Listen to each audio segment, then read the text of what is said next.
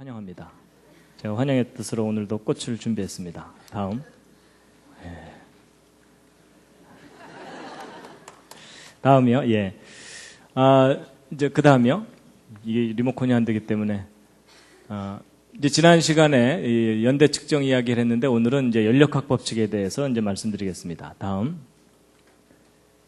히브리서 11장 3절 말씀인데요. 함께 한번 읽으시겠습니다. 시작. 믿음으로 모든 세계가 하나님의 말씀으로 지어진 줄을 우리가 아나니 보이는 것은 나타난 것으로 말미암아 된 것이 아니니라.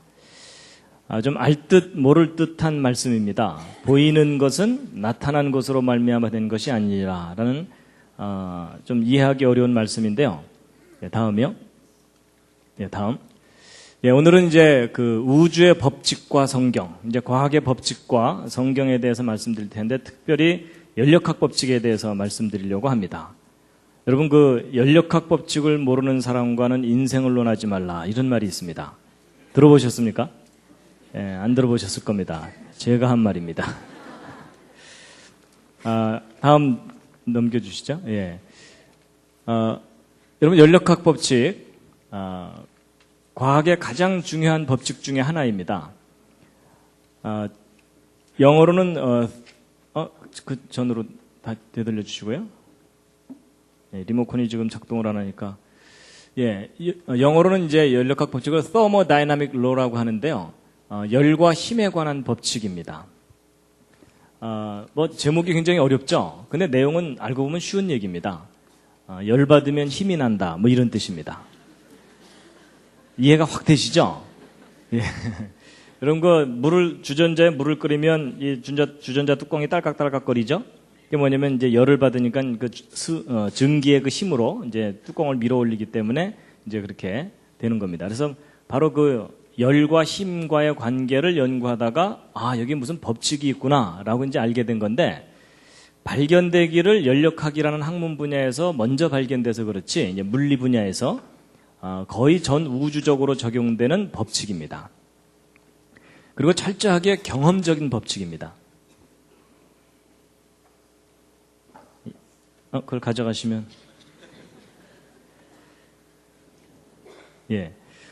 철저하게 경험적인 법칙인데요.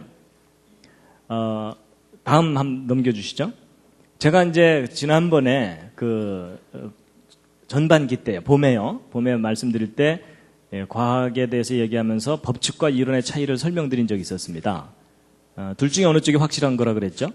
법칙입니다. 법칙은 증명이 된 것을 법칙이라고 하기 때문에 법칙은 확실한 것이고 이론은 다시 관찰할 수 없고 또는 다시 관찰할 수 있다 하더라도 예외들이 자꾸 생기기 때문에 이제 이론이라고 합니다. 그래서 과학자들이 법칙을 발견하고 난 다음에도 그 법칙에 반대되는 증거들이 생길 때 그 법칙을 버립니다. 그런데 이제 이 연력학 법칙은 발견된 이후로 지금까지 반대되는 증거가 없는 과학의 가장 근본적인 법칙입니다. 한번 눌러주시고요.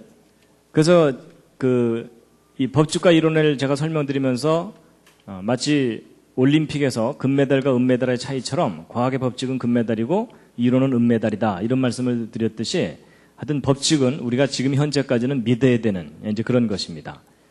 다음이요. 그래서 이제 이 연력학 법칙에 대해서 먼저 좀 소개를 해드릴 텐데요. 이 연력학 법칙은 무엇에 관한 법칙이냐 하면 에너지에 관한 법칙입니다. 에너지라는 단어가 좀 생소하신 분들은 쉽게 얘기하면 밥에 관한 법칙이다 이렇게 생각하셔도 됩니다. 우리가 밥을 먹는 이유가 활동하기 위한 에너지를 얻기 위한 것이거든요.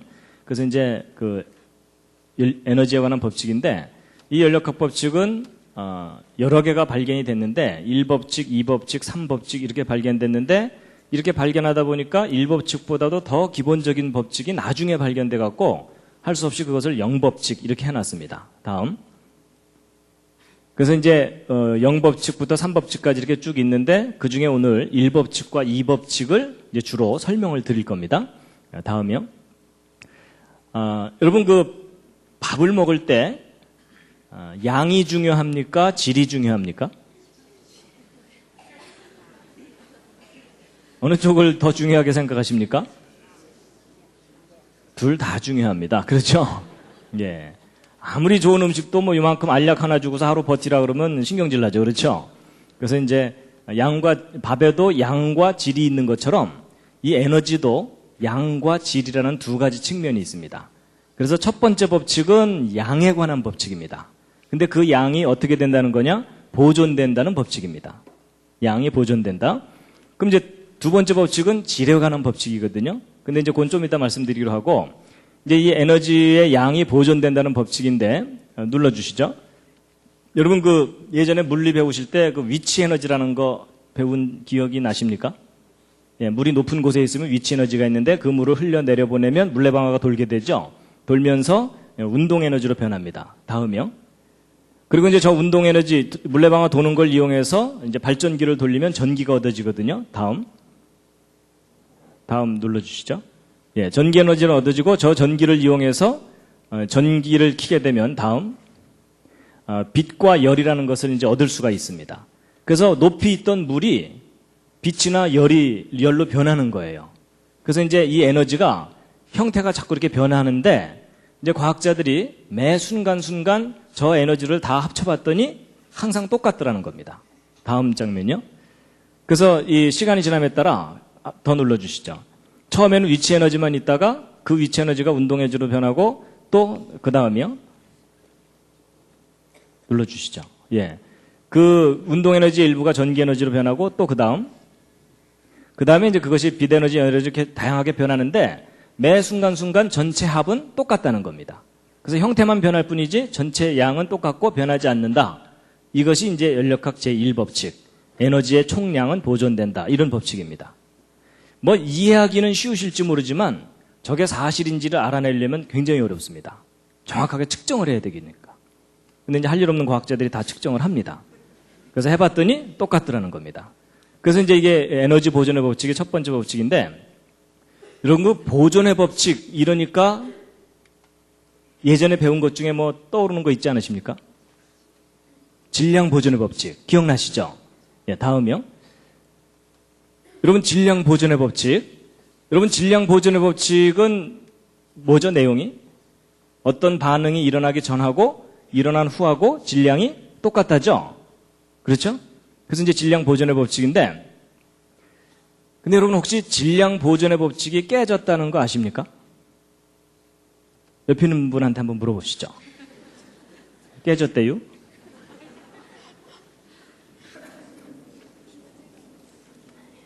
그래서요, 이제 질량 보존의 법칙 깨졌다는 거 아시는 분이요? 예, 몇 분 계시는군요. 예. 여러분 그 법칙이 깨진다는 말은 예외가 있다는 말이거든요. 근데 그 질량 보존의 법칙이 적용되지 않는 실제 예가 발견됐습니다. 이제 그게 뭐냐면 핵융합이라고 하는 여러분 핵폭탄 아시죠? 요즘 이제 한국이 그것 때문에 지금 떠들썩한데 핵을 분열시키면서 폭발을 일으키는 경우가 있고 핵을 합치면서 이 폭발을 일으키는 경우가 있거든요. 근데 이제 핵융합을 하다 보니까 질량이 사라지는 현상이 관찰된 거예요. 근데 질량이 이제 사라지는데 완전히 사라지는 건 아닙니다. 그 질량이 뭘로 변하냐면 에너지로 변합니다. 그래가지고 이제 그걸 나타내는 공식이 그 유명한 아인슈타인의 공식인데, 아인슈타인 아시죠? 그랬더니 어떤 분이 우유회사 사장 뭐 이러시더라고요.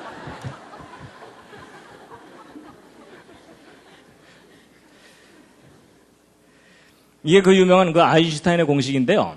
여러분 이 아인슈타인의 공식이 뭐냐면 에너지는 질량에다가 이게 C가 비타민 C가 아니라 그 빛의 속도입니다. 그래서 질량에다가 빛의 속도의 제곱을 곱한 것과 같다. 뭐 이런 뜻이거든요. 근데 이제 저게 예, 알겠습니다.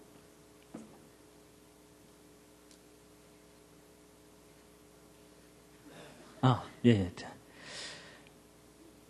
근데 이제 요게 이제 무슨 뜻이냐면 질량이 사라지면 거기에다가 빛의 속도의 제곱을 곱한 만큼의 에너지가 생기는 건데, 여러분 이 빛의 속도는 1초에 지구를 7바퀴 반 돌 정도 큰 값입니다. 그러니까 약간의 질량만 사라져도 엄청난 에너지가 나온다 그 뜻입니다. 그래서 여러분, 예를 들어 이 리모컨만큼의 질량이 사라지잖아요? 그러면 이 일대에 대폭발이 일어날 정도의 엄청난 에너지가 나옵니다. 그래서 제 몸이 하나 사라지면요, 제 몸 전체가 완전히 에너지로 변해버리면 이 분당 일대가 그냥 폭발돼서 날아갈 정도의 큰 에너지가 나옵니다. 그래서 여러분, 아무리 화가 나도 너 꺼져버려 이러시면 안 됩니다. 진짜 그 사람이 꺼져버려서 에너지로 확 변해버리면 너도 죽고 나도 죽고 다 죽는 겁니다. 그래가지고 바로 이런 그 약간의 질량만 없어져도 엄청난 에너지가 나오는 걸 이용해서 핵 융합을 이용해서 이제 그 수소폭탄이라는 걸 만드는데, 이론은 되지만 실제적으로 그걸 컨트롤하는 게 어렵기 때문에 그 수소폭탄은 아직 실용화가 제대로 되고 있지 않은 그런 상황입니다. 근데 이제 보세요. 이것이 우리에게 굉장히 중요한 걸 알려줍니다. 특히 창조에 관해서 중요한 걸 알려주는데, 여러분, 지금 현재 우리가 보고 있는 이 모든 것들은 물질이거든요. 그렇죠? 근데 성경에 의하면 우리가 눈으로 보는 이 모든 물질들이 물질이 아닌 것으로부터 창조됐다 그러잖아요. 그렇죠? 근데 사람들은 그걸 잘 이해를 못하는 게 왜 그러냐면, 여러분, 이것도 제가 이렇게 손으로 만지고 있는 이것도 상당히 딱딱합니다. 그렇죠? 근데 이렇게 딱딱한 것들이 nothing에서 생길 수 있다는 것이 사람들한테는 잘 이해가 안 가는데, 근데 저 공식을 잘 들여다보면 여러분, 모든 물질은 질량을 갖고 있는데 그 물질이 아닌 것으로부터 생겨날 수 있다는 얘기입니다. 그렇죠? 여러분, 에너지라는 것은 눈에 보이지도 않고 만져지지도 않는 건데, 그러니까 사실은 형태가 없는 거예요. 그런데 형태가 없는 것으로부터 형태가 있는 어떤 물질이 생겨날 수 있다는 것을 말하기 때문에 창조가 가능하다는 겁니다. 과학적인 원리로. 그래서 이제 결국 과학자들이 이제 뭘 알게 됐냐면요. 이 질량이라는 것도 하나의 그 에너지구나라는 걸 알게 돼가지고 결국 질량 보존의 법칙보다도 더 넓은 의미로 에너지 보존의 법칙이라는 것을 이야기하게 된 겁니다. 그래서 예전에 여러분들이 알고 계시던 질량 보존의 법칙을 포함하는 더 큰 개념이 에너지 보존의 법칙입니다. 그래서 이제 제1법칙에 대해서 이제 말씀을 드렸고요. 자, 그 다음에 이제 한 가지 말씀드릴 게 이제 뭐가 있냐면, 에너지에서 이제 어떤 물질이 생기는 것까지는 말씀드렸지만, 사실 성경에 나오는 그 태초에 하나님이 천지를 창조하시니라는 그 창조는 nothing에서 something이 만들어지는 창조입니다. 근데 여러분, 우리가 보는 이 모든 물질들이 nothing에서부터 생길 수 있다는 것이 이제 사람들한테 잘 이해가 안 가고, 야, 이건 과학적으로 말이 안 된다 이렇게 생각을 하는데, 근데 여러분, 이 물질 세계의 본질을 알고 나면 nothing에서 something이 생길 수 있다는 걸 이해를 하실 수가 있습니다. 자, 이제 무슨 얘기냐면요. 여러분, 제가 보이십니까? 제 마음 말고 제 몸이 보이세요? 여러분들이 지금 저를 본다고 생각하시지만 여러분들이 저의 실체를 보고 있지 못하십니다. 이게 무슨 궤변이냐? 궤변이 아니고요. 제가 과학적인 사실을 말씀드리는 건데요. 여러분, 우리가 이렇게 단단한 이런 돌이나 이런 쇳덩어리들이 nothing에서부터 생길 수 없다고 생각하는데, 물질 세계의 기본 구조를 알고 나면 이해를 할 수가 있습니다. 여러분, 모든 물질은 원자로 되어 있다는 거 아시죠? 그렇죠? 근데 이제 이 원자의 구조가 어떤지를 과학자들이 알고 나서 깜짝 놀랐습니다. 이 우주가 사실은 텅 빈 거라는 걸 알게 된 거예요. 무슨 말이냐면요. 여러분, 이 원자는 그 중심에 핵이라는 게 있고 그 주변을 전자가 돈다는 거 기본적으로 아시죠? 뭐 모르셔도 괜찮습니다. 오늘 알려드릴게요. 그런데 이제 우리는 보통 그 원자가 이렇게 있으면은 그 속이 대부분은 꽉 차 있을 거라고 생각을 하거든요. 근데 아닙니다. 여러분, 이 원자 내에서 이 핵과 전자의 상대적인 크기와 거리를 비유적으로 말씀드린다면 어떤 상태냐면, 이 핵을 농구공만 하다고 생각하면 이 전자는 콩알보다도 작습니다. 그 크기가. 그런데 문제는 이 전자가 농구공 바로 옆에서 이렇게 돌고 있는 게 아니고 어느 정도 거리를 떨어져서 돌고 있는 셈이냐면 대략 한 2km쯤 떨어져서 돌고 있는 겁니다. 2km쯤. 그러면 이 핵으로부터 이 전자까지 이 중간은 뭐냐면 텅 빈 공간입니다. 허공.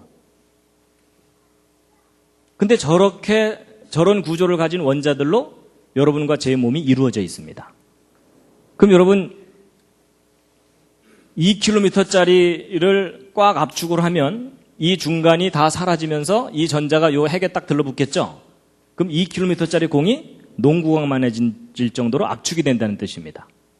그러니까 제가 이렇게 폼을 잡고 이렇게 서 있지만 제 속에 들어있는 이 절대 공간인 이 허공을 다 빼내고 이 핵하고 전자만 모아서 저를 압축하면 제가 얼마나질 것 같습니까? 2km짜리가 요만해지는 거니까 제가 2m도 채 안 되니까 1mm도 안 될 만큼 조그매지는 겁니다. 그러니까 제 몸을 이루고 있는 물질만 모으면 그 정도밖에 안 된다는 뜻입니다. 근데 그게 지금 뻥튀기가 돼갖고 제가 여러분 앞에 이렇게 서 있는 겁니다. 그러면 이제 이 핵은 그럼 꽉 차 있느냐? 아닙니다. 이 핵을 조사해봤더니 그 속에 중성자와 양성자들이 뭉쳐 있는 건데 이 중성자와 양성자를 뺀 나머지 대부분은 또 텅 빈 허공입니다. 그나마 이 중성자와 양성자가 속이 꽉 차 있느냐 하면 그렇지도 않고 그 속에 쿼크나 소립자로 이루어졌는데 여러분 이 핵도 이 핵 내부에 있는 공간을 허공을 다 빼내고 이 소립자나 쿼크 이런 것들만 딱 모아놓잖아요. 그러면 티끌 하나만 해집니다. 그래가지고 이 핵 자체도 거의 부피가 제로기 때문에 예를 들어 이 지구 있죠. 저 지구를 이루고 있는 원자 속에 있는 허공을 다 빼내고 이 지구를 이루고 있는 전자하고 소립자만 딱 뭉치면 얼마나 지냐면 이 지구는 티끌보다도 작아집니다. 안 믿어지시겠지만 그게 사실입니다. 그래서 이 지구가 압축을 시키면 거의 제로가 돼버리고요. 그것뿐만 아니라 우리가 살고 있는 이 우주 있죠. 이 우주에 있는 별들을 다 모아가지고 압축을 하잖아요. 탁구공보다도 작아집니다.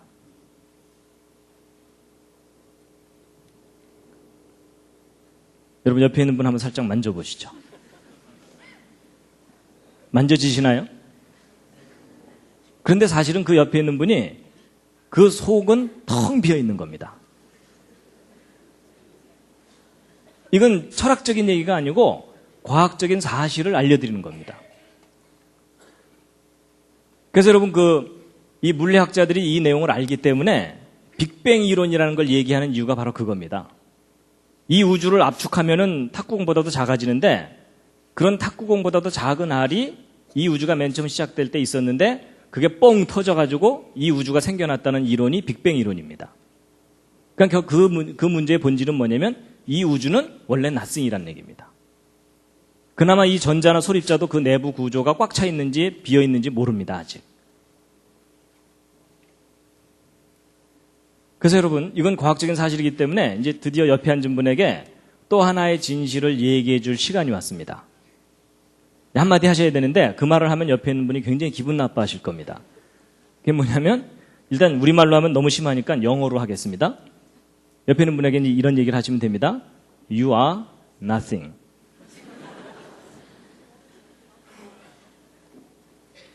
실제로요. 이걸 우리말로 하면 어떻게 됩니까? 당신은 아무것도 아니야. 이 얘기입니다. 그래서 여러분 우리가 사실은 이렇게 폼 잡고 이렇게 있지만요. 이 뻥튀기 돼가지고 이렇게 부풀려져 있는 거지 우리의 몸을 이루고 있는 물질적인 실체는 거의 티끌 하나입니다. 근데 이걸 뻥튀기처럼 딱 부풀려 놓으신 분이 계시는데 그분이 바로 창조자 하나님이십니다. 그래서 우리가 썸씽인 것처럼 이렇게 살지만 우리의 본질 자체가 nothing입니다. nothing인데 썸씽처럼 펼쳐져 있는 겁니다. 그래서 이 우주도 제로고요. 그래서 이제 이 사실을 이제 아시고 나면요. 이제 성경 말씀이 더 실감나게 이제 다가오게 되는데요. 자, 아까 그 히브리서 11장 3절 읽으셨던 것 다시 한번 읽으시겠습니다. 시작. 믿음으로 모든 세계가 하나님의 말씀으로 지어진 줄을 우리가 아나니 보이는 것은 나타난 것으로 말미암아 된 것이 아니니라. 여러분 이 보이는 것, 이게 뭐냐, 우리 눈에 보이는 이 모든 것들이요, 이렇게 나타나 있는 것이 본질이 아니라는 겁니다. nothing이 something처럼 펼쳐져 있는 거라는 겁니다. 그래서 여러분 혹시 요 구절이 어디서 나오는 건지 아십니까? 불교 조금 아시는 분들은 아실 텐데 이게 반야심경에 나오는 구절이거든요. 색즉 시공, 공즉 시색인데 보이는 것은 곧 텅 빈 것이고 텅 빈 것이 곧 보이는 거다, 이런 뜻이거든요. 근데 바로 이제 이 성경 말씀하고 같은 맥락의 이야기입니다. 그렇다고 여러분 불경 믿으라는 얘기가 아닙니다. 불경 속에도 뭔가 이 우주의 본질에 대해서 이해를 하고 써놓은 구절이 있기는 있다, 그 얘기를 하는 거고요. 어쨌든 이 우주가 원래 텅 빈 겁니다. 그래서 이제 성경 말씀을 같이 보실 텐데요. 욥기서 10장 9절 함께 한번 읽으시겠습니다. 시작. 기억하옵소서. 주께서 내 몸 지으시기를 흙을 뭉치듯 하셨거늘 다시 나를 티끌로 돌려보내려 하시나이까. 우리가 원래 nothing이라는 뜻입니다. 그리고 같은 맥락의 말씀인데 시편 90편 3절이요. 함께 읽으시겠습니다. 시작. 주께서 사람을 티끌로 돌아가게 하시고 말씀하시기를 너희 인생들은 돌아가라 하셨사오니. 자, 야고보서 4장 14절도 함께 읽겠습니다. 시작. 내일 일을 너희가 알지 못하는도다. 너희 생명이 무엇이뇨? 너희는 잠깐 보이다가 없어지는 안개니라. 여러분, 이곳에 화려한 옷을 입고 왔다 갔다 하던 그 옛날 사람들이 지금은 사라졌습니다. 물론 시간 간격이 있기 때문에 이제 다 죽었으니까 사라지기도 했지만 원래 이때 여기서 살고 있던 사람들이 실체가 nothing입니다.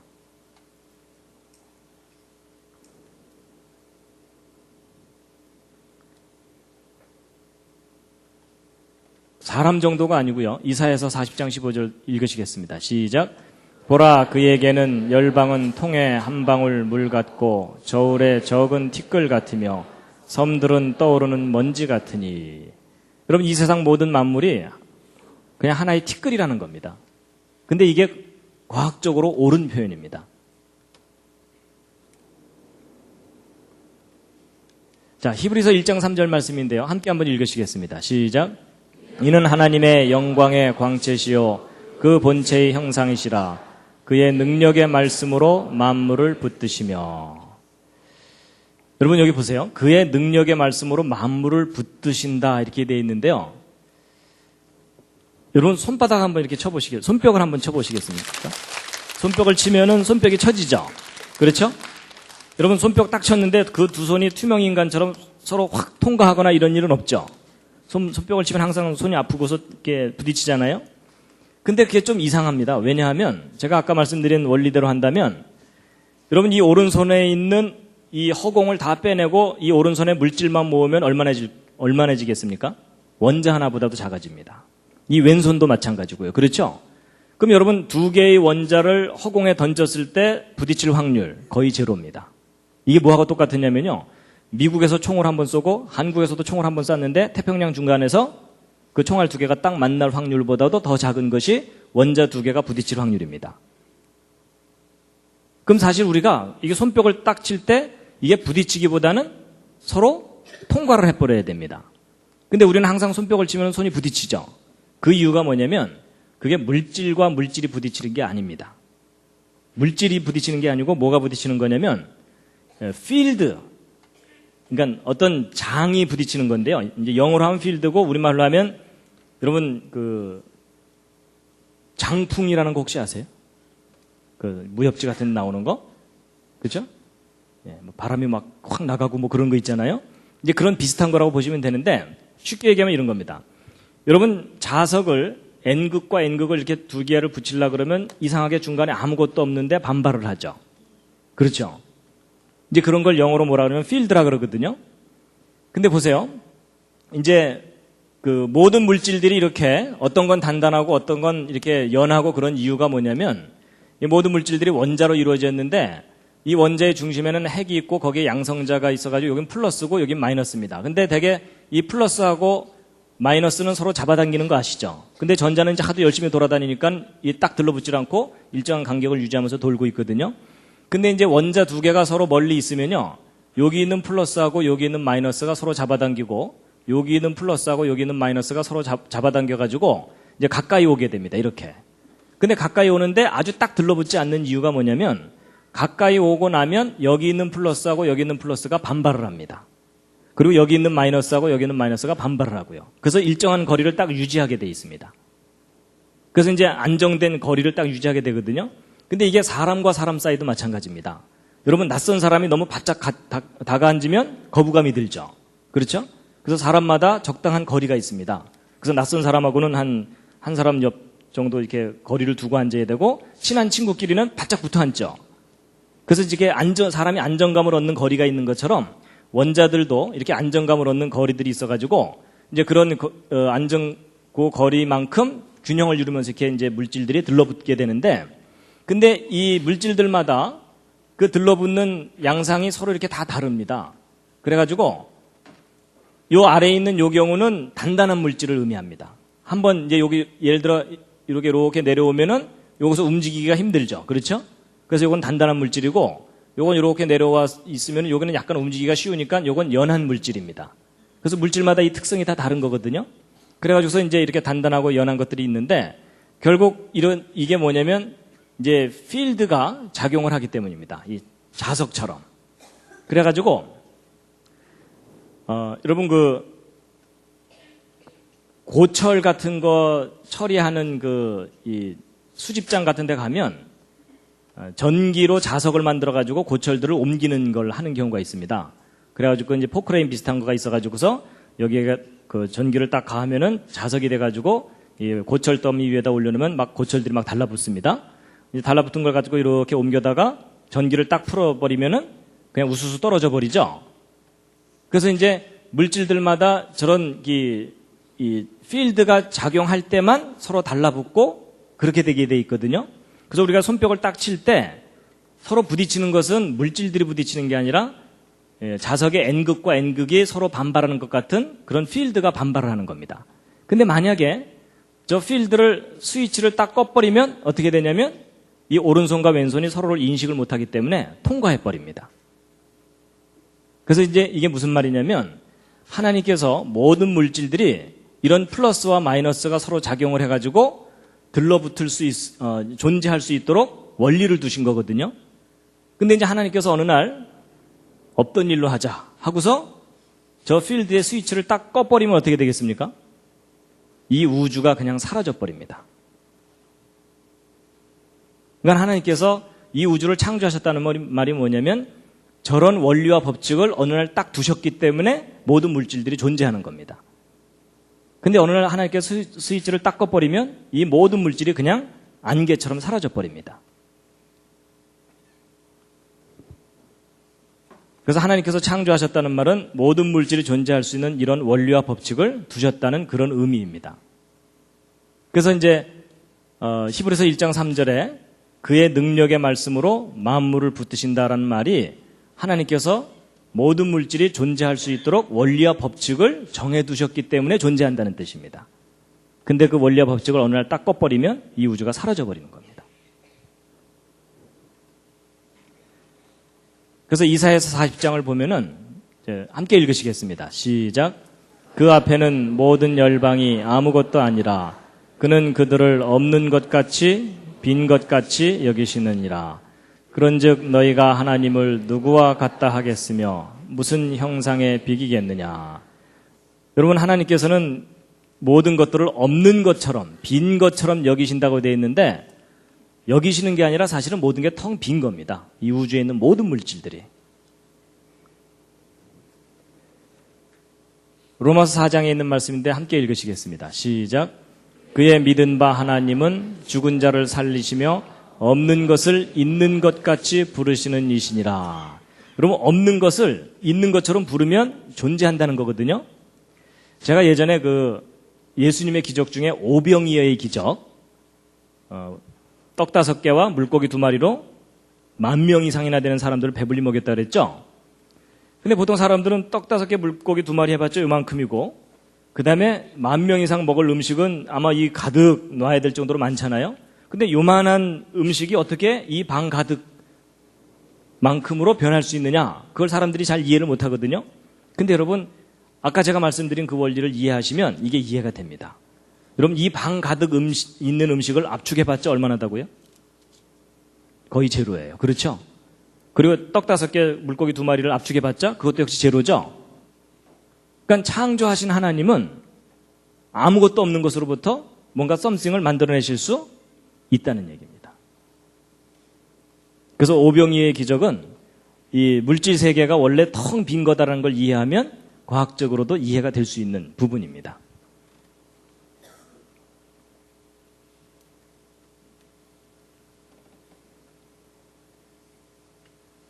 이사야서 40장 26절에 있는 말씀인데요. 함께 읽으시겠습니다. 시작. 너희는 눈을 높이 들어 누가 이 모든 것을 창조했나 보라.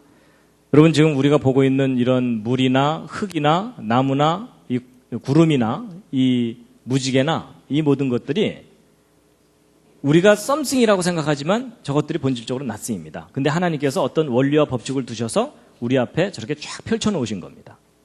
근데 하나님께서 어느 날 없던 일로 하자 하고 탁 스위치를 꺼버리시면 이 우주가 그냥 사라져 버립니다.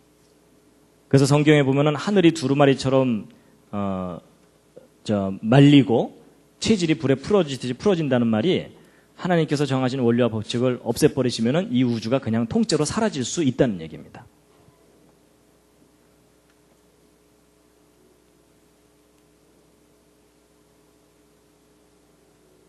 제가 이 기능이 예.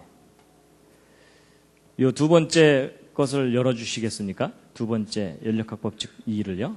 잠시 기지개를 한번 쫙 켜주겠습니다.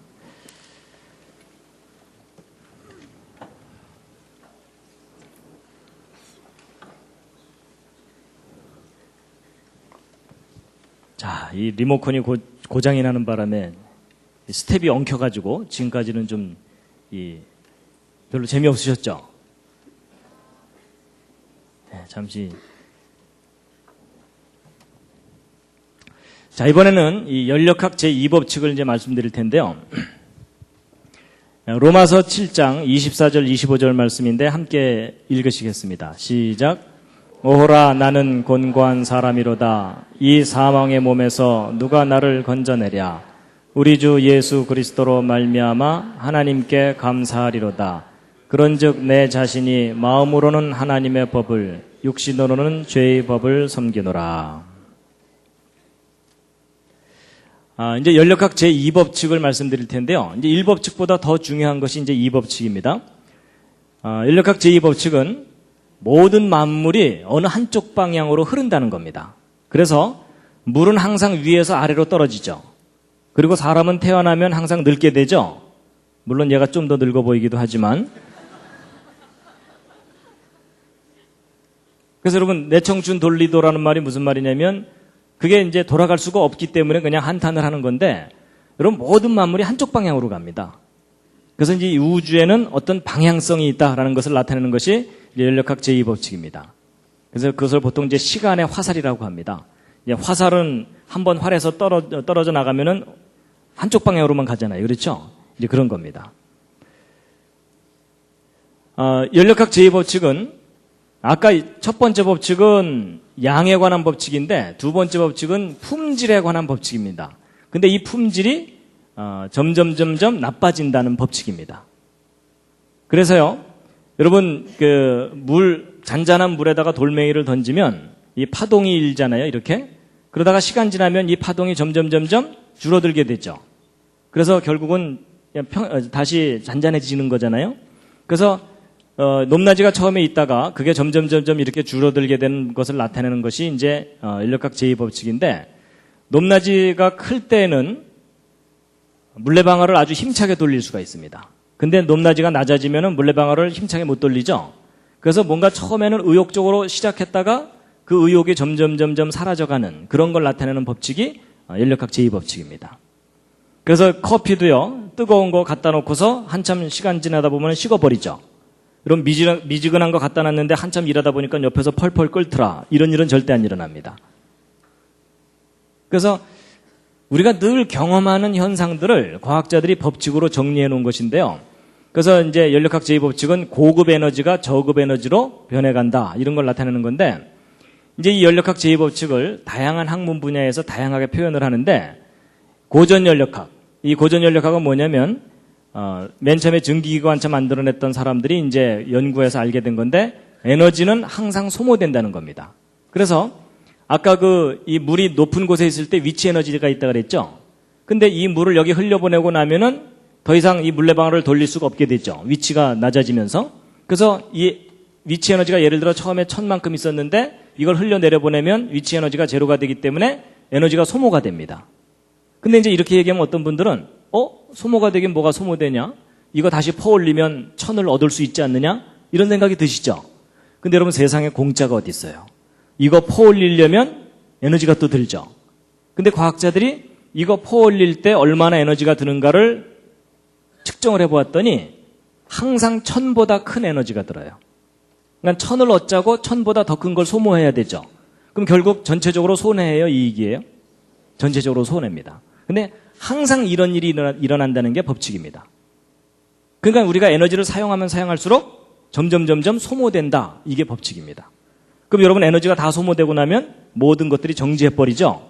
그럼 이 우주가 죽게 된다는 뜻입니다. 그래서 이걸 연장해서 생각하면 결국은 이 우주는 언젠가는 죽는다라는 걸 나타내는 법칙이 연력학 제2법칙입니다. 그래서 여러분 사람도 마찬가지입니다. 여러분 사람이 열심히 먹고 난 다음에 가끔 힘주죠. 그렇죠? 근데 여러분 사람이 물레방아하고 똑같아요. 우리가 먹는 이 음식은 고급 에너지입니다. 근데 이 뒤로 내보내는 것은 저급 에너지죠. 그렇죠? 그래갖고 바로 요것과 요것의 차이를 이용해가지고 사람들이 이렇게 활동하면서 사는 겁니다. 물레방아하고 원리가 똑같죠? 그렇죠? 그 다음에 이제, 여러분 이 자전거 중에 옛날 어른들은 아실 텐데 발전기 달린 자전거 아시죠? 그래서 밤에 이제 어두워지면은 이 발전기를 바퀴 쪽에다 딱 붙여놓으면은 뱅뱅뱅 돌아가면서 전기를 이렇게 내게 됩니다. 근데 이 맹구가 이걸 가만히 보더니 기가 막힌 아이디어를 생각해냈어요. 뭐냐면 이 전기를 이용해서 불을 켤 게 아니고 이 전기를 이용해서 이 뒤에다가 모터를 돌리면 모터가 돌아가면 뒷바퀴 돌아갈 거고 뒷바퀴 돌아가면 앞바퀴 돌아갈 거고 앞바퀴 돌아가면 전기가 생길 거고 이 전기로 다시 뒷바퀴 돌리면 한 번 싹 페달만 한번 밟아주면 저절로 부산까지 가겠죠? 근데 이런 일이 실제로 일어날까요? 안 일어날까요? 안 일어납니다. 왜냐하면 여기서 열심히 페달 밟아도 전기를 100% 생산해내지 못하고 이 전기가 모터를 100% 돌리지 못해요. 그러니까 한 번 돌아오고 나면 에너지가 줄줄줄 다 새버려요. 그러니까 그 다음에 또 우리가 또 페달을 밟아야 되거든요. 그래서 에너지가 자꾸 소모가 되기 때문에 우리가 계속 힘들게 에너지를 투입하면서 살아야 되는 그런 원리가 작용하는 게 이제 연력학 제2법칙입니다. 그래서요, 이 연력학 제2법칙을 나타내는 것이 이제 뭐냐면 항상 이 새 것이 낡은 것으로 변해가는 것을 나타내는 겁니다. 이게 연력학 제2법칙인데요. 여러분, 집을 만들어 놓고 나면 이 집이 점점 낡아져 가지고서 무너지지 이런 벽돌들이 저절로 이렇게 막 질서 있게 세워지지 않잖아요. 그래서 이런 벽돌들이 이렇게 질서 있게 세워지려면 지혜와 능력으로 에너지를 투입해야만 이렇게 질서가 생깁니다. 그래서 화산이 폭발해가지고 저절로 집이 안 생기는 이유는 질서가 무질서로는 가지만 무질서가 질서로는 자동적으로 안 갑니다. 그래서 이제 우리가 이런 법칙 하에 살고 있기 때문에 항상 질서가 무질서로 이제 가는 것을 겪고 있기 때문에 우리가 끊임없이 청소해야 되고 이런 겁니다. 여러분 한 달 동안 머리를 안 감았는데 늘 감은 듯한 머리더라. 이런 일은 절대 안 일어납니다. 여러분 맛있게 먹고 나면은 꼭 설거지 해야 되죠. 그렇죠? 그래서 우리가 활동하면 활동할수록 무질서가 주변에 늘어나게 돼 있거든요. 여러분 처음 들어올 때는 정돈이 잘 돼 있다가 여러분 가고 나면 막 쓰레기도 남고 뭐 이러잖아요. 그게 질서가 무질서로 자연스럽게 간다는 법칙입니다. 그래서 특히 이 어린 아이들은 이 무질서를 만드는 데 선수입니다. 근데 사람이 성숙하게 되면 자기가 에너지를 투입해서라도 질서를 세웁니다. 그래서 교회도 마찬가지입니다. 다른 사람을 배려하는 그런 마음이 없는 성숙하지 않은 사람들이 교회에 많이 모이면 교회가 많이 어지러워집니다. 근데 남을 배려할 줄 아는 성숙한 사람이 있으면 교회에 질서가 생기거든요. 그래서 사람은요, 가만히 내버려두면 타락하게 돼 있습니다. 맞죠? 그게 연력학 제2법칙입니다. 그리고 여러분, 강의 듣고서 나가면서 곧바로 잊어먹으시죠? 그것도 연력학 제2법칙에 해당됩니다. 그렇죠? 예, 그런 겁니다. 그리고 보통 이제 이 예배 딱 참석했을 때는 오늘은 끝까지 들어보자 이러지만 조금 시간이 지나면 혼수 상태로 접어들죠? 뭐 작심삼일 이런 모든 내용들이 바로 연력학 법칙에 해당됩니다. 그래서 맨 처음 완전했던 상태에서 점점 불완전한 상태로 자연스럽게 내려간다는 것이 연력학 제2법칙입니다. 그래서요, 이 연력학 제2법칙에 관련해서 이제 그 한 가지 설명드릴 게 뭐냐면요. 여러분 금 좋아하시죠? 금. 근데 이제 이 금을 보시면, 보통 금은방에 가서 순금을 사면 보증서를 써주는데 거기에 몇 %라고 보통 돼 있던가요? 99.9 내지는 99.95 보통 그렇게 써줍니다. 그래서 요즘 금 한 돈이 얼마죠? 한 뭐 5만 원에서 10만 원 그 사이죠? 그렇죠? 예. 근데 이제 보통 일반 금은방에서 파는 금은 뭐 한 돈에 5만 원, 10만 원 이렇게 될 텐데 이런 반도체에 사용하는 금은 순도가 훨씬 높은 금을 써야 됩니다. 왜냐하면 이 반도체 연결하기 위해서 아주 가나다란 금실을 써야 되거든요. 지금은 이제 다른 물질로 대체를 하지만 옛날에는 금을 썼어요. 왜냐하면 금은 녹이 안 슬거든요. 그래갖고 아주 가느다랗게 이제 해서 이제 전기를 흘려보내야 되는데 근데 이 금 속에 들어있는 이런 불순물들이 열을 내게 됩니다. 그래갖고 열을 내면서 이 금실 전선이 끊어지면 안 되니까 가능한 한 이 불순물들을 빼내야 됩니다. 그래서 이제 이런 불순물들을 빼내서 순도를 높이게 되는데 그래서 이제 이렇게 순도가 높은 금들은 이런 금들보다 훨씬 비쌉니다. 왜냐하면 이 불순물들이 좋은 말 할 때 안 나오기 때문에 얘네들을 이제 빼내려면은 에너지를 가해야 됩니다. 그래서 여러분 불순물이 들어있는 금을 순수하게 만드는 방법 중에 제일 간단한 게 뭔지 아십니까? 뜨겁게 가열해서 때리면 순수해집니다. 그게 이제 원리가 왜 그러냐면요. 뜨겁게 가열을 하면 금은 녹이 안 슬거든요. 근데 불순물들은 녹이 슬어요. 근데 그 불순물들이 되게 녹이 슬면 딱딱해집니다. 딱딱해지면 막 때리게 되면은 딱딱한 게 비스켓처럼 떨어져 나갑니다. 그래서 뜨겁게 가열해서 때리면 금이 아닌 것들은 떨어져 나가게 돼 있어요. 그러면서 점점 순수해집니다. 근데 여러분 이게 뭐하고 비슷하지 않습니까? 아이들 키울 때 아이들이 집안에만 있다가 바깥에 내보내면은 자꾸 친구들한테 뭐 나쁜 말 배워줘, 뭐 하여튼 나쁜 짓 많이 배우잖아요. 그렇죠? 그럴 땐 어떻게 해야 됩니까? 때려야 됩니다. 때리면 어떻게 되나요? 순수해집니다. 이해가 되시죠? 근데 여러분 그 원리가 물질 세계에서도 똑같아요. 그래서 하나님이 창조하신 물질 세계의 원리와 우리 마음의 세계의 원리가 비슷합니다. 그래서 여러분 성경을 보면은 아이를 매질을 참아 못하는 자는 자식을 사랑하지 않는 거다라는 말이 나오거든요. 그 말이 진리입니다. 구타라는 얘기가 아닙니다. 뭔가 아이에게 잘못된 생각이 들어갈 때는요. 때려서라도 그것을 쫓아내줘야 된다는 겁니다. 그런데 이제 보세요. 여러분 순도가 낮은 금을 순도가 높은 금으로 만들려면 가열해야 되죠. 때려야 되죠. 그게 다 에너지고 그게 다 돈이잖아요. 그렇죠? 그러니까 순도를 높이려면은 항상 비싸집니다. 이 금이. 근데 이제 보통 이 구자가 뒤에 더 많이 붙을수록 더 순수해지는 거거든요. 근데 보통 이 구자를 한두 개 붙일 때마다 값은 몇십 %씩 뛰어요. 금값이. 그럼 여러분 생각해 보세요. 100%짜리 금을 만들려면 이 구자가 무한대로 생겨야 되죠. 그렇죠? 그렇다면 결국 주먹만한 금덩어리 하나를 100% 순수하게 만들 수 있을까요? 없을까요? 이게 불가능합니다. 우주에 있는 에너지를 다 쏟아부어도 금덩어리 하나를 100% 순수하게 만들지 못한다는 게 과학의 원리거든요. 쉽게 얘기하면 이 우주는 스스로 순수해질 수 없다는 의미입니다. 그래가지고 여러분 이 금에 불순물이 들어갈수록 질서가 무너지게 돼 있거든요. 그래가지고 우리는요 보통 이제 무슨 생각을 하냐면 이제 불순물이 들어간다는 얘기는 순수하지 못하다는 뜻이기 때문에 쉽게 얘기하면 이걸 타락 곡선이라고 생각하시면 불순물이 조금만 들어가도 금방 타락합니다. 그래서 이제 상당히 사람들이 점점 타락하게 되게 돼 있는데 보통 사람들이 조금 타락한 상태에서 정신 차리면 좀 착하게 살 수가 있습니다. 그런데 순수해지려고 노력하면 노력할수록 완전하게 100% 순수해진다는 게 불가능하다는 것을 깨닫게 됩니다. 그래서 보통 이제 교회 생활하다 보면 이런 일이 있어요. 엉망으로 살던 사람들이 마음 잡고 이제 좀 착하게 살잖아요? 그럼 교만해집니다.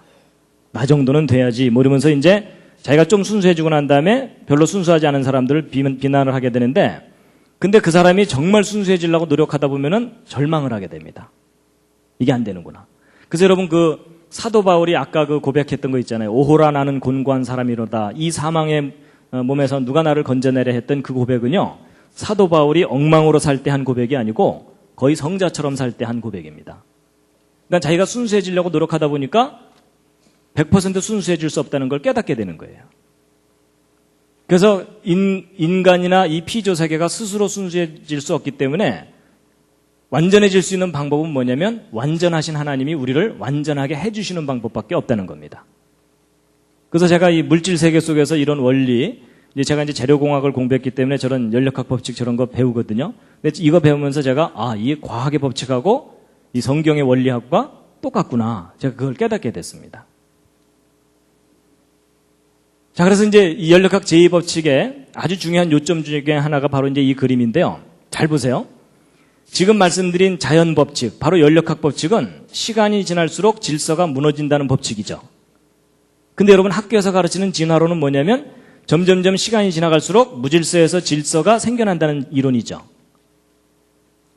여러분 제가 서두에서 뭘 말씀드렸냐면 법칙과 이론 중에 어느 쪽이 더 중요하다고요?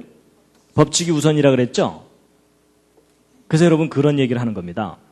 연력학 제2법칙 하나만 제대로 알아도 이 진화론이 근본적으로 잘못된 이론이라는 걸 알 수 있다라고 말하는 거가 바로 이겁니다. 근데 여러분 성경을 보면 맨 처음에 하나님께서 완전하게 만드셨던 때가 있고 그 이후로 타락했다고 돼 있죠? 그게 과학 법칙하고 통합니다. 그래서 여러분 과학의 법칙은 절대로 성경에 반대되지 않습니다. 오히려 과학의 법칙들이야말로 성경이 옳다는 것을 아주 강력하게 뒷받침해 줍니다.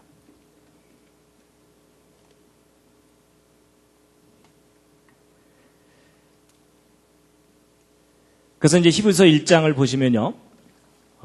함께 읽으시겠습니다. 시작. 또 주여 태초에 주께서 땅에 기초를 두셨으며 하늘도 주의 손으로 지으신 바라. 그것들은 멸망할 것이나 오직 주는 영존할 것이요 그것들은 다 옷과 같이 낡아지리니 의복처럼 갈아입을 것이요 그것들이 옷과 같이 변할 것이나 주는 여전하여 연대가 다함이 없으리라 하였으나. 여러분 다 옷과 같이 낡아진다는 말이 과학적인 표현으로 할 때 연력학 제2법칙입니다.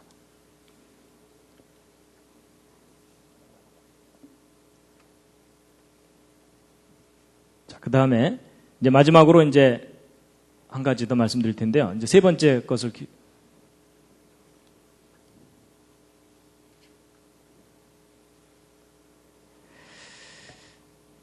자, 기지개 한번 살짝 더 켜시죠.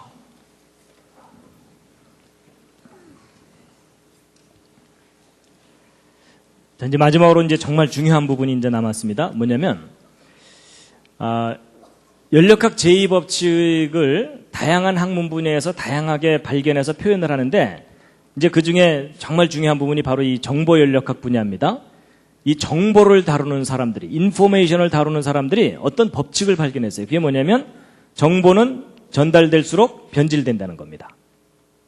자, 이게 무슨 말이냐면, 여러분 생각하는 사람을 조각한 조각가가 누굽니까?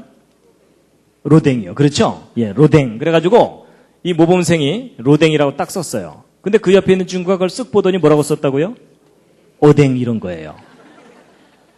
근데 이제 그 뒤에 있는 놈이 쓱 보더니 뭐라고 썼다고요? 덴뿌라. 그 옆에서 뭐라고 썼다고요? 어묵. 그 뒤가 맛살. 그 뒤가 게맛살. 뭐 이렇게 된 겁니다. 그래서 결국 생각하는 사람을 조각한 조각가 누구예요? 게맛살입니다. 여러분 이게 우스갯 이야기지만 그게 뭘 나타내 주는 거냐면 이 연력학 제2법칙의 정보 연력학을 얘기해 주는 겁니다. 정보는 전달되면서 변질된다는 거예요. 그럼 시험 치르고 나오면 누가 바보가 될까요? 로댕이라고 쓴 아이가 바보가 돼요. 왜냐하면 다른 애들은 다 먹을 건데 걔만 아니잖아요. 그러니까 다른 애들이 뭐라고 핍박해요? 우리가 틀렸겠냐? 네가 틀렸지? 뭐 이러면서. 그래서 진짜 정보가 오히려 핍박을 받게 돼 있어요. 그게 연력학 제2법칙이에요. 그래서 여러분 귓속말 이어가기 아시죠? 뭐 어른들 많이 해보셨을 거예요, 옛날에. 그거 한번 하고 나면 배꼽을 잡고 웃죠? 그래서 처음 시작한 말이 끝까지 전달되는 일이 거의 없어요. 그래서 전달하는 사람이 많으면 많을수록 변하게 돼 있고, 그렇죠? 그리고 문장이 길면 길수록 변하게 돼 있고, 중간에 띨띨한 사람이 많을수록 확실하게 변해요. 그렇죠? 그래갖고 우리가 뭐 배꼽 잡고 웃으면서 즐기는데, 근데 그런 일이 나타나는 현상이 왜냐하면 바로 저 법칙 때문에 그렇습니다. 정보는 전달되면서 변질되게 돼 있어요. 그래서 여러분 교회에서 목사님이 어느 남녀 청년에게 뭐 책 좀 사달라고 보냈는데 둘이 나란히 이 서점에 들어가는 걸 길 건너편에서 누가 봤어요. 근데 그냥 나란히 들어가더라만 하면 되는데 그 소문이 어떻게 번져요? 손을 잡았대더라 안 잡았대더라 이러면서 이제 말이 막 변하더니 어떻게 돼요? 예? 결혼한대더라 안 한대더라 이러다가 어떻게 돼요? 그놈이 나쁜 놈이 됐더라 이러면서 끝납니다. 근데 여러분 그게 말은 전달되면서 변질되는 게 어떤 원리예요. 그래가지고 여러분 이런 정보가 변질이 되면 정보가 혼란스러워지게 돼 있습니다. 반드시 혼란스러워지게 돼 있거든요. 그래서 막 로댕, 오댕, 덴뿌라 막 서로 막 뒤섞여가지고 사람들이 어느 게 정답인지를 모르게 돼요. 근데 이런 현상이 당연히 나타나게 되는데 그래가지고 그렇게 되게 되면 이 정보연력학적인 원리에 의하면은 초기 정보를 잃어버리게 돼요. 그러니까 로댕을 잃어버리게 되는 거예요. 그러니까 오뎅과 덴뿌라가 서로 싸우는 거예요. 서로 자기가 진리라고. 그래서 여러분 오늘날 현대인들이 특히 창세기에 나오는 천지창조, 에덴동산 이야기, 노아의 홍수 이야기, 바벨탑 사건 이야기들에 대해서 그걸 사실이라고 믿는 사람은 거의 없죠.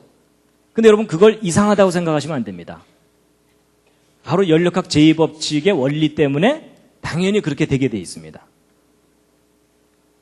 그래서 오히려 그러니까 창세기를 역사적인 사실로 믿는 사람들이 말세에는 거의 없어지게 돼 있는 이유가 뭐냐면 바로 연력학 제2법칙의 원리 때문에 그렇게 되는 겁니다.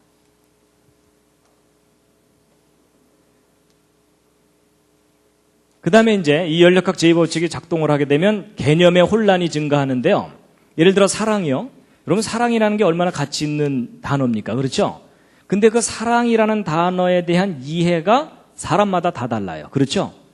그러는 바람에 사랑한다니까 이러면서 서로 싸운다고요. 그렇죠? 그리고 여러분 죄가 뭐죠? 죄가 뭡니까? 제가 지난번 한자 얘기할 때 알려드렸는데요. 하나님의 말씀에서 벗어나는 게 죄입니다. 근데 오늘날 현대인 중에 죄가 하나님의 말씀에서 벗어나는 게 죄라고 알고 있는 사람은 거의 없어요. 그렇죠? 그래서 이 정확한 개념이 변질되게 되어 있습니다. 그리고 예전에는 행복의 기준이 뭐냐 그랬을 때 옛날 우리 어른들 중에 돈이 기준이라고 생각한 사람 그리 많지는 않았습니다. 그렇죠? 근데 요즘은 그냥 돈이 행복의 기준이 돼버렸고요. 그 다음에 이제 진리가 밥 먹여주냐 이러면서 진리에 대해서 관심이 없어졌거든요. 그래서 결국 초기 정보도 잃어버리고 개념이 혼란해지면은 가치관의 붕괴가 일어납니다. 그래서 오늘날 현대인들이 가치관의 붕괴가 일어난 이유가 바로 이런 원리가 작동하기 때문에 그렇습니다. 그리고 여러분 종교만큼 또 혼란스러워진 게 없습니다. 그렇죠? 정말 중요한 게 종교인데 인간을 구원하는 것이 종교인데 종교가 혼란스러워져 가지고 여러분 자칭 메시아가 이 세상에 얼마나 많아요. 그렇죠? 내가 재림 예수다 이러잖아요. 그럼 이제 그 옆에 있는 사람이 난 널 보낸 적이 없다 뭐 이러면서 둘 다 묶어놔야 됩니다. 그렇죠? 그래서 여러분 이 시대에 진짜 종교를 찾는 일은 정말 어려운 일입니다. 그렇죠? 예. 그래서 이렇게 종교가 혼란스러워진 중에 하나도 바로 그 연력학 제2법칙이 작동하기 때문에 그렇습니다. 근데 이제 이 모든 것들이 다 변질되고 그러지만 변질되지 않는 게 있습니다. 그게 뭐냐면 하나님의 말씀은 변하지 않는데요. 이사야서 40장에 있는 말씀인데 함께 한번 읽으시겠습니다. 시작. 풀은 마르고 꽃은 시드나 우리 하나님의 말씀은 영영이 서리라 하라. 자, 이제 마지막으로 이제 뭘 말씀드리고 마칠 거냐면요. 지금 방금 제가 말씀드린 이 연력학 제2법칙에 의하면 정보는 반드시 변질되게 돼 있다 그랬잖아요. 그럼 생각해 보세요. 여러분과 제가 가지고 있는 이 성경은 원본이 아닙니다. 맞죠? 원본이 아니고 이건 우리가 가진 성경은 번역본이에요. 그러니까 원본이 있을 거고 그 원본을 곧바로 번역한 게 아니라 여러분 지금 모세가 받았던 십계명이라든지 모세 오경의 그 원본들은 지금 없어요. 맞죠? 구약 성경의 원본이 하나도 남아있는 게 없습니다. 그래서 그 원본을 필사를 했어요. 옮겨 적었어요. 근데 여러분들도 옮겨 적어 보시면 알지만 옮겨 적을 때마다 글자 틀리죠. 그렇죠. 더군다나 이 책이 뭐 한두 장짜리 책이 아니라 이렇게 두꺼운 책을 옮겨 적는다면 반드시 틀리는 글자들이 생길 수밖에 없겠죠. 아까 그 연력학 제2법칙에 의해서. 맞죠? 그렇다면 이제 우리가 어떤 의심이 드는 거냐면 도대체 이 책이 원본과 똑같다고 누가 보장할 수 있느냐 하는 거예요. 그렇죠. 원본이 남아있으면 원본과 대조해보면 틀린 데를 알 수 있겠는데 그나마 원본도 없어요. 그래서 여러분 이 성경이 오랫동안 심각한 도전을 받았습니다. 어떻게 이것을 정확하게 믿을 수 있느냐는 거예요. 그러니까 예를 들어 예수 그리스도를 믿어야만 구원을 얻는다 하고 여러분과 제가 그렇게 알고 있잖아요. 근데 만약에 성경 원본에 예수 그리스도를 믿어도 구원을 받는다 이렇게 만약에 돼 있다면 우리가 그동안 얼마나 그것 때문에 치고받고 싸우고 서로 죽이고 그랬어요. 그렇죠? 근데 성경 원본이 없기 때문에 성경이 정말 정확한 기록인지 확신할 수가 없었던 거예요. 그래서 오랫동안 성경이 그런 도전을 받아왔었는데 여러분 안심하시기 바랍니다. 우리가 가진 성경 정말 믿을 만한 책인데요. 이제 원본이 없는 상태에서 도대체 우리가 가지고 있는 이 사본들이 믿을 만한 거냐라는 것을 검증하는 과학적인 방법이 있는데요. 이제 그걸 고서검증법이라고 합니다. 우리가 가지고 있는 사본이 얼마나 원본과 똑같은지 이제 검증을 하는 건데 몇 가지 기준이 있습니다. 그게 뭐냐면 사본들 간의 오차가 적을수록 믿을만하고 사본들의 숫자가 많을수록 믿을만하고 원본과의 연대차가 적은 사본일수록 믿을만하다라는 어떤 객관적인 기준들을 가지고 이제 성경의 사본들을 이제 조사를 한 건데 사본 간의 오차가 적을수록 믿을만하다는 건 무슨 말이냐면 똑같은 내용에 대한 사본들이 여러 개가 있는데 그들 사이에 오차가 적을수록 이 사본들은 믿을만한 거죠. 이건 뭐 쉬운 얘기입니다. 두 번째, 같은 내용을 가진 사본들이 많을수록 믿을만합니다. 왜냐하면 사본이 딱 하나만 있으면 비교해 볼 게 없기 때문에 그게 정확한 원본과 똑같은지 알 길이 없잖아요. 그렇죠? 그래서 이제 믿을만하고 세 번째는 맨 첫 번 원본이 있고 그걸 복사한 것들이 필사한 것들이 연대마다 이렇게 있을 텐데 원본과 가장 가까운 사본이 가장 변질이 안 됐겠죠. 그래서 바로 이제 이런 관점을 가지고 우리가 가지고 있는 사본이 얼마나 정확한지를 검증을 해봤는데 예를 들어 이제 먼저 신약 사본을 말씀드리면요. 여러분 이제 신약 성경만 얘기하면 비교할 게 없기 때문에 일리아드라 그래서 그 서양 사람들이 서양의 지식인들이 성경 다음으로 많이 애송하고 암송하고 뭐 이랬던 고전인데 이 일리아드하고 신약 성경을 둘을 비교해 드리면 사본 간의 오차 여러분 신약 성경 0.5% 있습니다. 여러분 성경에 오차가 없다는 오류가 없다는 것은 원본에 오류가 없다는 얘기지 사본들 사이에는 오류가 있습니다. 그러니까 0.5%라고 하면은 200분의 1이에요. 그러니까 쉽게 얘기하면 200글자당 한 글자 정도다라고 생각하시면 됩니다. 근데 일리아드는 5%니까 20분의 1이에요. 그러니까 20글자당 한 글자 정도 쉽게 얘기하면. 근데 어쨌든 신약 성경이 일리아드보다 10배 정도 믿을 만해요. 그다음에 이제 사본 숫자 신약 성경 2만 권 이상 발견됐고요. 일리아드는 600여 권이 있어요. 그래서 사본 숫자만 비교해 보아도 40배 정도 신약 성경의 숫자가 훨씬 많으니까 믿을 만합니다.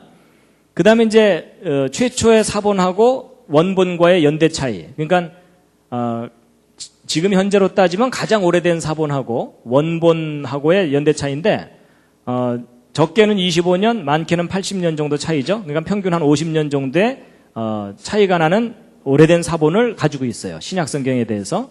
근데 일리아드는 원본이 BC 900년인데 최초 사본이 BC 400년이니까 500년 정도 차이죠. 그래가지고서 이 사본들 연대 차이가 신약 성경이 10분의 1 정도로 적어요. 그래서 이제 이건 좀 단순 무식하긴 하지만 어쨌든 이것을 이제 계산을 해보면 신약 성경이 일리아드보다 한 4,000배쯤 믿을 만하다 할 정도로 사본이 잘 보존되어 있는 거예요. 정확하게. 근데 여러분 아무래도 0.5% 오차가 있다는 거가 좀 꺼림직하시죠? 근데 여러분 저거에 너무 신경 쓰지 마시기 바랍니다. 저 오차가 어떤 오차냐면 별로 중요하지 않은 오차입니다. 예를 들어 예수께서 가라사대 이렇게 해야 되는데 예수께서 가라사디 뭐 이렇게 썼다거나 이런 거예요. 그러니까 문맥을 잘못 이해할 정도의 오차가 있는 게 아니고 아주 단순한 오차들이 저 0.5% 오차의 대부분이에요. 그러니까 그런 것 그리고 또 신약 성경 중에 24,000권은 예수께서 가라사대 이렇게 돼 있는데 한 600여 권만 예수께서 가라사디 이렇게 돼 있는 경우예요. 그러니까 오차를 얼마든지 교정할 수가 있는 그런 오차들이 대부분이기 때문에 이런 관점으로 볼 때 신약 성경이 지금까지 어떤 고전보다도 가장 완벽하게 보존되어 있다라는 겁니다. 자, 근데 이제 문제는 신약 성경의 문제가 아니라 이제 구약 성경의 문제입니다. 여러분 신약 성경의 근거가 되는 게 구약 성경이죠. 그러면 구약 성경이 많이 틀리면 신약 성경이 아무리 완벽해도 그 틀린 것을 근거로 해서 신약 성경을 쓴 거기 때문에 문제가 심각합니다. 그래서 이제 구약 성경이 과연 이제 얼마나 완벽하게 보존됐을까 이걸 검증을 해보았는데요. 구약 성경의 경우는 모세 오경이 BC 1400년경에 쓰여졌고 구약 성경 중에 제일 마지막 책인 말라기가 BC 400년경에 쓰여졌기 때문에 대략 1000년 기간 동안에 이제 그 책들이 구약 성경 책들의 원본이 쓰여졌습니다. 그런데 얼마 전까지 현대인들이 갖고 있던 구약 성경 사본 중에 가장 믿을만하다고 했던 사본이 마소레 텍스트라 그래서 보통 맛소라 사본 이러는데 이게 맛있는 소라다 이런 뜻이 아닙니다. 이 마소레 텍스트라고 하는 건데 이게 AD 900년경 기록된 겁니다. 근데 이제 문제가 뭐냐면 말라기하고만 비교해 보아도 1300년이나 차이가 나요. 그렇죠? 그럼 1300년 동안 얼마나 많이 변질됐는지 검증할 길이 없잖아요. 그렇죠? 그래갖고 구약 성경이 오랫동안 그 진리성에 대해서 의심을 받았었어요. 이게 변질되지 않은 게 맞느냐. 그랬는데 20세기 최대의 고고학적 발견이라고 할 만한 사건이 있는데 그게 뭐냐면 사해사본이 발견된 겁니다. 사해사본인데 여러분 이스라엘에 가면은 여기에 사해가 있습니다. 예루살렘 그 근처에 이 사해가 있는데 이 사해는 이제 소금기가 하도 많아서 사람이 이게 둥둥 뜬다 그러죠. 예. 근데 이 사해 근처에 동굴들이 많아요. 동굴들이 많은데 이 동굴 지역에서 발견된 사본입니다. 그래가지고 이제 이 사해 사본이 처음 발견된 때가 언제냐면 1947년도인데 바로 요 동굴입니다. 이 사해 사본을 발견하게 된 그 배경이 이렇습니다. 목동 하나가 양을 잃어버렸어요. 그래갖고 양을 찾으러 돌아다니는데 그 근처에 동굴들이 많거든요. 일일이 들어가 볼 수가 없으니까 돌멩이 들고 동굴 안에다가 돌멩이를 던져 넣은 거예요. 그러면 이제 아무것도 없으면 그냥 돌 떨어지는 소리만 날 거고 그 다음에 양이 있으면 매 하고 나올 거고 매 하고 소리를 낼 거고 그 다음에 사자가 있으면 어흥 하면 재빨리 도망가면 되잖아요. 그래갖고 이제 돌멩이를 들고 이 동굴 저 동굴 돌멩이를 던져놓고 이제 돌아다니고 있었는데 바로 요 동굴에다가 돌멩이를 집어넣었더니 그릇 깨지는 소리가 나는 거예요. 그래갖고 이상하다 싶어서 들어가서 봤더니 항아리가 있어요. 이 항아리를 열어봤더니 그 속에 뭐가 있어요. 그래갖고 그걸 이제 가지고 나왔어요. 근데 이 목동이 까막눈이라 이게 얼마나 중요한 건지 모르고 그냥 헐값에 어디다 팔았어요. 근데 그게 이제 돌아다니다가 어느 학자한테 발견이 된 거예요. 그래서 이 학자가 이걸 이렇게 열어서 봤더니 이게 너무나 귀한 이 사본이거든요. 그래갖고 수소문을 해서 이거 발견한 목동을 찾아가서 이거 어디서 났느냐 물어봤더니 이 동굴 지역에서 발견된 거예요. 그래갖고 그 일대를 이잡듯이 뒤져갖고 사본들을 이제 다 발견해냈는데 구약 성경 에스더서 빼고 다 발견됐어요. 사본이. 근데 문제는 이 사해 사본이 언제적 사본이냐면 이제 그때 이제 발견된 유물들도 함께 있고요. 그래서 이런 유물과 그 밖의 기록들을 조사해 봤더니 이 사해사본은 예수님 당시쯤 기록된 거예요. 그러면 맞소라 사본하고 1000년 기간의 차이가 있죠. 그렇죠? 그럼 이제 학자들의 관심은 뭐냐면 이 사해사본과 맞소라 사본이 얼마나 서로 틀린가 이거 확인해 보는 거죠. 그래서 1000년이나 지났으니까 굉장히 많이 틀릴 거다 생각했는데 놀라지 마세요. 이사야서 같은 경우 한 글자도 안 틀려요. 그러니까 완벽하게 보존되어 있는 거예요. 그래서 이 사해사본 연구하는 사람들이 사해사본 연구하면서 깜짝 놀라는 게 뭐냐면 1000년이라는 세월을 두고 변하지 않았어요. 기록이. 그러니까 이 기간 동안 안 변했기 때문에 그 이전 기간에도 변할 리가 없겠죠. 그렇죠? 그러니까 이게 무슨 얘기냐면 예를 들어 이제 이런 창세기 같은 경우 있죠? 이 창세기가 모세가 기록할 때 그 기록이나 예수님이 성전에서 읽을 때의 기록이나 우리가 지금 보는 기록이나 똑같다는 뜻입니다. 이 말씀이 변하지 않았어요. 그 기록이. 그러니까 아까 그 연력학 법칙에 비교해 보면 연력학 법칙에 의하면 변질돼야 되잖아요. 그렇죠? 근데 이 성경 기록이 변질되질 않은 거예요. 그래서 이게 무슨 말이냐면 인간이 지금 현재 가지고 있는 기록 중에 가장 믿을 만한 완벽하게 보존된 기록이 성경 사본이라는 겁니다.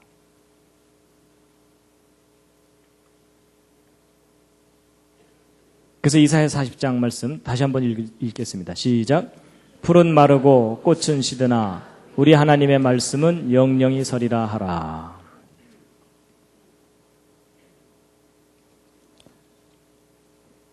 시편 19편에 있는 말씀인데요. 함께 읽으시겠습니다. 시작. 여호와의 율법은 완전하여 영혼을 소성케 하고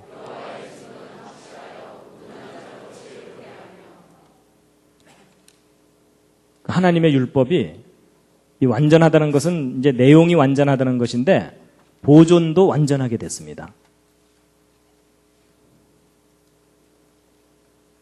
그래서 이 사해사본의 발견은 금세기 최대의 고고학적 발견이라고 할 만한 아주 중요한 발견이었습니다. 성경이 믿을 만한 기록이다. 변질되지 않았다라는 것을 우리에게 확증해 주는 그런 발견이었습니다.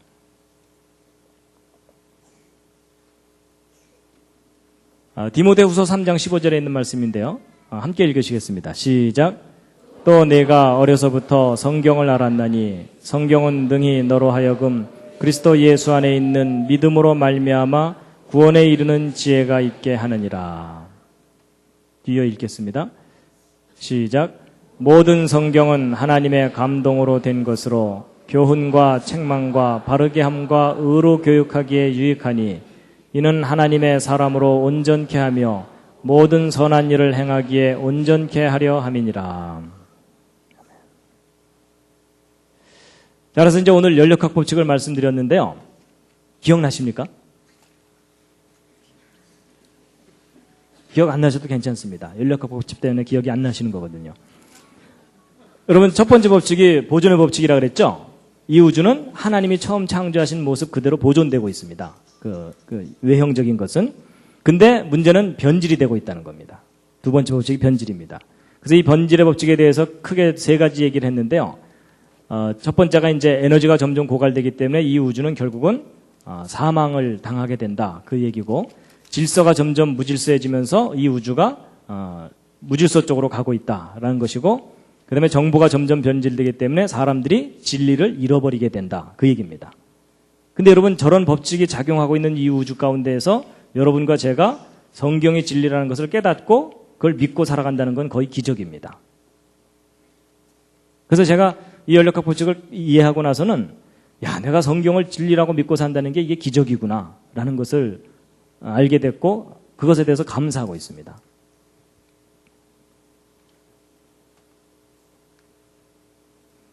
연력학 법칙을 모르는 사람과 인생을 논하지 말라. 동의하십니까? 예, 여러분 이거 이해를 하시면 창조의 원리가 이해가 되고요. 이 우주가 어느 방향으로 가고 있는지도 이해가 되거든요. 그렇습니다. 그렇다고 집에 또 어른한테 가서 연력학 법칙을 아세요? 뭐 이러지는 마세요. 우리 앞 세대들은 몰라도 되지만 이제 우리 이후 세대들은 이 법칙을 알아야 됩니다. 근데 이 법칙을 알게 되면 성경의 진리라는 것이 아주 선명하게 드러나게 됩니다. 마지막 꽃다발입니다.